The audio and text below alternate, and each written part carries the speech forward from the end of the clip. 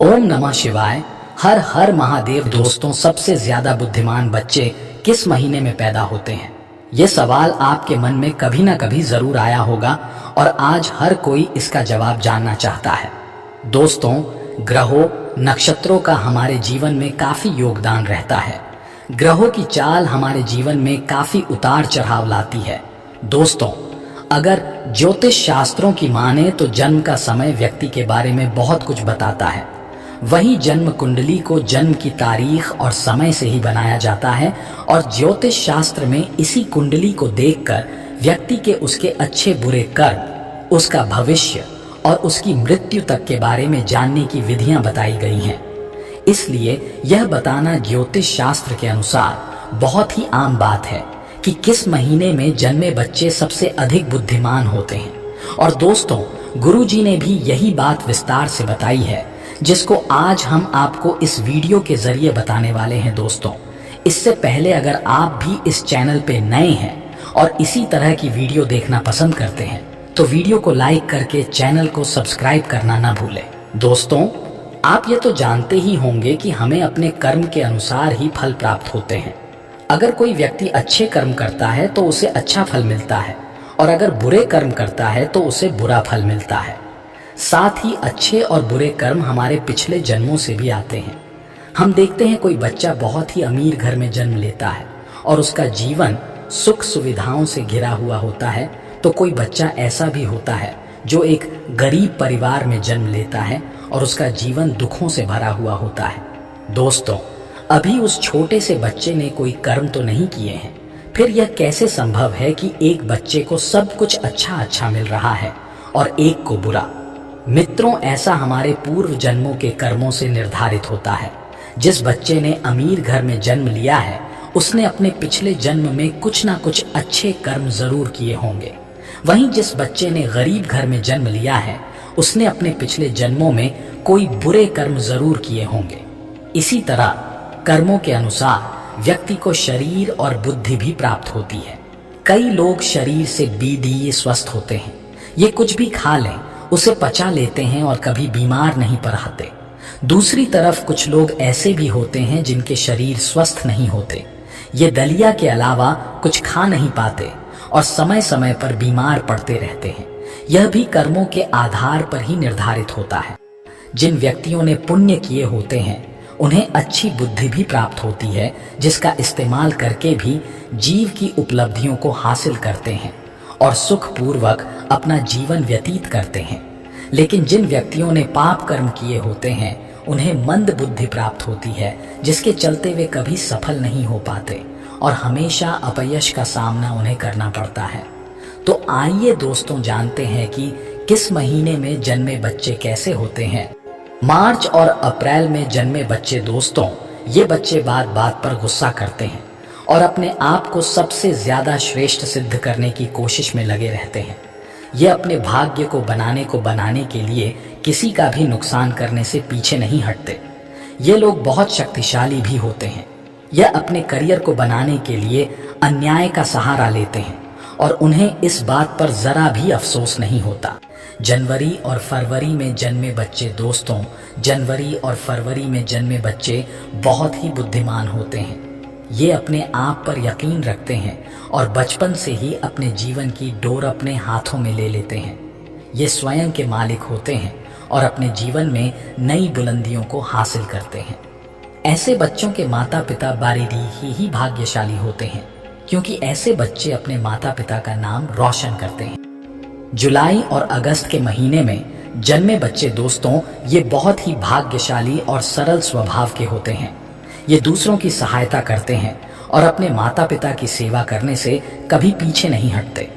इस महीने में जन्मे लोग दूसरों की नजरों में महान बनने का प्रयास करते हैं और अक्सर इन्हें सफलता भी मिलती है। सितंबर और अक्टूबर में जन्मे बच्चे। दोस्तों, ये ईश्वर पर भरोसा रखते हैं और ईश्वर की भक्ति में विश्वास रखते हैं। ये ईश्वर की भक्ति में ज्यादा समय लगाते हैं और अपने भाग्य को बनाने के लिए कभी छल कपट का सहारा नहीं लेते। ये हमेशा धर्म के मार्ग पर चलते हैं और अपने परिवार का ख्याल रखने में सक्षम होते हैं। इन लोगों के जीवन में बहुत सी कठिनाइयां आती हैं, लेकिन ईश्वर की कृपा इन पर हमेशा बनी रहती है। ये बहुत बुद्धिमान भी होते हैं।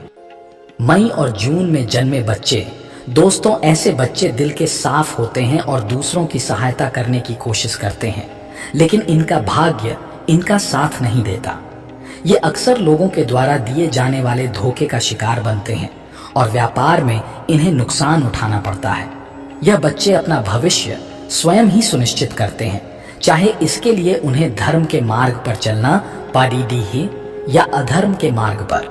नवंबर और दिसंबर में जन्मे बच्चे, दोस्तों ये दूसरों की भावनाओं को समझ पाने में सक्षम होते हैं और अपने विचार में स्थित होते हैं। ये अपने परिवार से अधिक देशभक्ति में समय बिताना पसंद करते हैं। ये दूसरों की मदद करने की कोशिश करते हैं।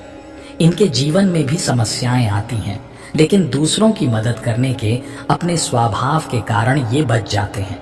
ये अपने माता पिता की सेवा करते हैं और उनके आशीर्वाद में विश्वास रखते हैं। तो दोस्तों, अब आप ये बात जान गए होंगे कि किस महीने में जन्मे बच्चे कैसे होते हैं। दोस्तों, इसी के साथ अब हम आपको बताएंगे कि आखिर सुख और दुख के क्या कारण होते हैं। दोस्तों, भगवत गीता के अनुसार पाप कर्मों से मुक्ति का तरीका जानने से पहले आपको समझना होगा कि कर्म है, पाप कर्म क्या है और ये हमें किस तरह बंधन में डालते हैं। कर्मों को लेकर अलग अलग धर्म शास्त्रों के अलग मत हैं। हिंदू शास्त्रों में कर्म का उल्लेख बड़ी ही अच्छे से किया गया है। इसको एक उदाहरण से समझने की कोशिश करते हैं। जब किसी व्यक्ति पर शनि की साढ़े साती चल रही होती है तो वह सोचता है कि उसके दुखों का कारण शनिदेव हैं। शनि की साढ़े साती वो समय है जो बड़ी मुश्किल से कटता है। इस समय व्यक्ति का स्वास्थ्य खराब हो जाता है, धन की समस्या आती है, कोर्ट कचहरी के चक्कर काटने पर आते हैं और इसके साथ और भी अनेक प्रकार की समस्याएं आती हैं। जब भी कोई अपनी कुंडली किसी ज्योतिषी को दिखाता है और पाता है कि उस पर शनि की साढ़े साती चल रही है तो वह बहुत ही निराश हो जाता है और ज्योतिषी से साढ़े साती दूर करने का उपाय पूछता है। तब ज्योतिषी उसे कुछ उपाय करने को कहते हैं और व्यक्ति उन उपायों को करने लगता है। उसे कुछ समय का आराम जरूर मिलता है, लेकिन पूरा आराम नहीं मिल पाता। इसका कारण है कि ज्योतिषी उसे पूरी बात नहीं बताता और पैसे कमाने के लिए उसे कई प्रकार के उपाय बताता है। शास्त्रों में बताया गया है कि कोई भी किसी के सुख और दुख का कारण नहीं है, बल्कि सुख और दुख का कारण व्यक्ति के अपने ही कर्म हैं। इसे इस तरह से समझते हैं, मान लीजिए अगर कोई व्यक्ति एक मोटरसाइकिल से जा रहा हो और वह शराब पीकर गाड़ी चला रहा हो, आगे चलकर उसका एक्सीडेंट हो जाए और वह मर जाए। इस घटना को देखकर सब यही कहेंगे कि इसमें उस व्यक्ति की ही गलती थी, क्योंकि शराब पीकर गाड़ी चलाना गलत बात है। अब मान लीजिए कि एक व्यक्ति ट्रैफिक के नियमों के अनुसार धीमी गति से गाड़ी चलाता है। वह कुछ दूर ही जाता है और हाईवे पर उसे एक ट्रक मिलता है जिसके ड्राइवर ने शराब पी हुई होती है। वह व्यक्ति आगे चलकर रेड लाइट पर रुक जाता, लेकिन पीछे से आ रहा वह ट्रक ड्राइवर नहीं रुकता और उसे टक्कर मार देता है। उस व्यक्ति की मृत्यु हो जाती है और इस घटना को देखने वाले कहते हैं कि उसकी मृत्यु का जिम्मेदार ट्रक वाला है और उस व्यक्ति की इसमें कोई भी गलती नहीं थी। इस तरह हम अपने मत अनुसार सही गलत का निर्णय कर लेते हैं, लेकिन अगर शास्त्रों की माने तो दूसरे वाले व्यक्ति की मृत्यु के जिम्मेदार उसके अपने कर्म थे और पहले वाले व्यक्ति की मौत के जिम्मेदार भी उसके अपने कर्म थे। यह बात कुछ समझ नहीं आती और यहाँ तक कि भगवत गीता में भगवान भी कहते हैं कि कर्म की गति को समझ पाना बहुत ही कठिन है। भगवान कृष्ण श्रीमद् भगवत गीता के 4 अध्याय के 18वें श्लोक में बताते हैं कि कर्म की 3 प्रकार के होते हैं, जो हैं कर्म, अकर्म और विकर्म, लेकिन इनको समझना बहुत ही कठिन है। कुछ ऐसे कार्य हैं जिनको शास्त्रों में वैध माना गया है। अगर ऐसे कर्मों को फल प्राप्ति की इच्छा से किया जाता है तो इसे कर्म कहते हैं। कर्म करने से बंधन उत्पन्न होता है। श्रीमद् भगवद गीता के अनुसार अच्छे और बुरे कर्म दोनों ही आत्मा को बंधन में डालते हैं। अगर कोई अच्छे कर्म करता है तो उसे अच्छा फल प्राप्त होता है और अगर कोई बुरे कर्म करता है तो उसे बुरा फल प्राप्त होता है।